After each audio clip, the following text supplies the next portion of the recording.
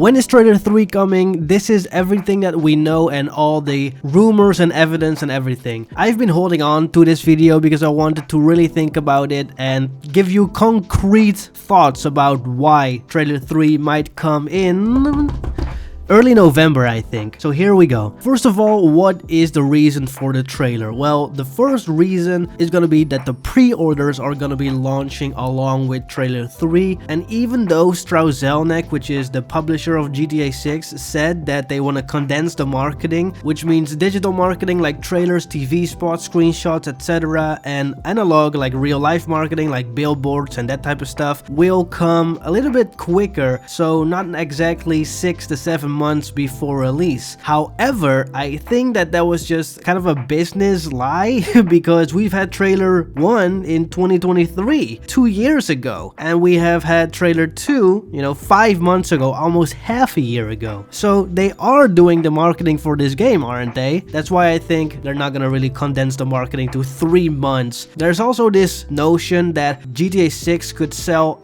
billions even if it's only sold in Madagascar between 5 and 6 a.m. I don't think that's the case. I think that Take-Two Interactive and their investors all want to make as much money as possible and still want to maximize the amount of pre-orders that they have. You gotta bear in mind, when GTA 5 came out and there was this article and this huge push saying that it made $800 million in the first 24 hours, almost $1 billion, making it the biggest entertaining piece to ever reach that type of money in 24 hours. That is because the pre-orders are not being counted until the game releases, because people can cancel their pre-orders and then it's basically you pay for a product and then the product is not delivered yet, so it only counts when it's delivered on release. So those 800 million, probably 750 million of that money were the pre-orders, and that goes to show how important the pre-orders are. Now, why in November? Well, it's pretty obvious. You have the Christmas and Thanksgiving and the festive season coming up where people are saving up to give each other presents, and so now everybody has money compared to in February and January. If you want to pre-order then, of course it's gonna still make sales, but not a lot of people are gonna be spending $100 or maybe even $600 if they don't have a PS5 yet on GTA 6. They're more likely to do so right now with the holidays coming up soon. And that's just the logical, common sense thinking of business 101. When are people most likely to pay for your product, right? So why specifically early November? Well, as you probably know, as a GTA 6 hype fan, we always look at the earning call dates, and the last earnings call of this year will come on November something, somewhere between 4 and 8. When they're doing that, obviously they want to hype up their investors and let them keep their money into that Take-Two stock, but also make sure that there is a lot of hype and that everybody is going to win, right? Now, here is kind of the problem. We also have a rumored GTA 4 port and a rumored Red Dead Redemption port. So there's actually 3 things that can happen here. Number 1 is we might get nothing, which I think is very unlikely, but it's still an option. Number 2 is we get an announcement for a trailer. GTA 6 trailer 1 actually got announced a month early in 2023, right before the November earnings call, and so I'm hoping that that's what we're gonna get with trailer 3 and the pre-orders early next month, which would be absolutely amazing. But bear in mind, we could also get an announcement for a GTA 4 or RDR port. And then number 3 is we get the actual trailer, which will